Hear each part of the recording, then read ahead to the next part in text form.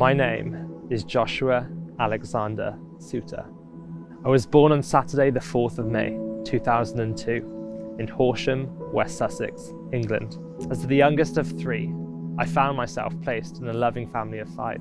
My dad was the vicar, and I found myself going to church as a pastor's kid, making the most of the children's group every Sunday with the games and snacks that were involved. I knew that I was safe. I knew that it was a safe place, and I knew that it was home. But at 8 years old, that all changed when my family moved to Wales. Crying myself to sleep, I didn't want to leave. I knew that Horsham was my home, Horsham was my place, and Horsham was my family. Moving schools, I found myself striving to find friends, trying to fit in, trying to find just one person who I could call a friend. But it wasn't that easy. I found myself being called names, being laughed at, and neglected. This was a tough time for me, as I had to say goodbye to my friends, hoping I would find new ones just like that. It left me wanting to find worth and value elsewhere, so I decided to press in with music. It was in these percussion groups and orchestras and a youth band at church that I started to find a sense of meaning and significance for my life. The more and more I immersed myself in music, the more I felt confident about myself. I started to speak out more at school and create a name for myself amongst my peers. However, this all changed when I went to high school and I was exposed to a completely new environment. A bigger school, a bigger year group, and bigger students. I felt like I had to start the process all over again. It was during these next few years that I was at the lowest place I'd ever been in my life. I felt like no one knew me for who I was, no one valued me for what I believed in, and no one took me in for who I really was on the inside. They only saw the mask I was wearing, covering up my true identity. The calling of names got worse. I could never fully express my feelings, as my opinion never seemed to really matter. I wasn't respected by my peers, and so I entered into a continuous negative spiral on a weekly occurrence at school. I remember coming home from school to the point of tears just because no one could accept me for who I was and what I believed in. During this time, I felt like my faith was shriveled up inside, like it had been eaten away by all of what was going on at school.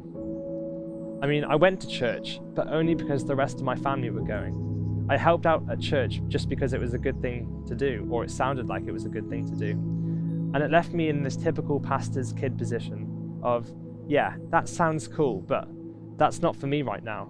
I'll believe it, but I don't want to see it in my own life. I mean, not really anyway. But when it came to friendships, there was a deeper hunger in me. I knew that I needed good, solid friends around me, but I just didn't see where they could come from. So, I asked God, give me some good, solid friends that I can be real with. A group of friends that I could be encouraged by, be transparent with, follow Jesus with, and ultimately be loved by, as that was the thing I needed most in this season of my life. Gradually, one by one, I saw individuals come into my life that I knew would be more than just a friendly face. They would be people who would walk alongside me in life as close friends. Something that really impacted my faith journey was a Christian youth ministry called Firestarters. Firestarters is a group of young people who come together every 6 weeks to worship, pray, read the Bible, and go and share the love of Christ with others. It wasn't until I was exposed to this community that I knew that there were so many young Christian people around my age who had faith in Jesus and didn't just go to church for the sake of it. The more and more I went to these events, the more and more I got closer with God and closer with friends. It was a win-win. I developed my faith and I developed my friendships.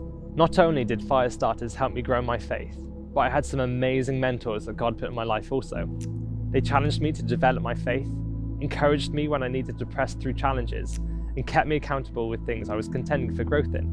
They helped me through things like learning how to have a devotional time with the Lord each day, read the Bible, and tackle addictions such as pornography and masturbation. Having these wise voices speak into my life has been a gift I would never have imagined. I thought I was just the boy in the corner who had to prove himself for others' approval, but little did I know that God had a bigger and better plan for me. He saw me, He picked me up, and put me on His shoulders. He said, I'm taking you home to the Father, where you've always belonged, always been loved, accepted, respected, approved, and had a seat at the table. So that's where I'm sitting for now, knowing that Papa's got a feast waiting for me.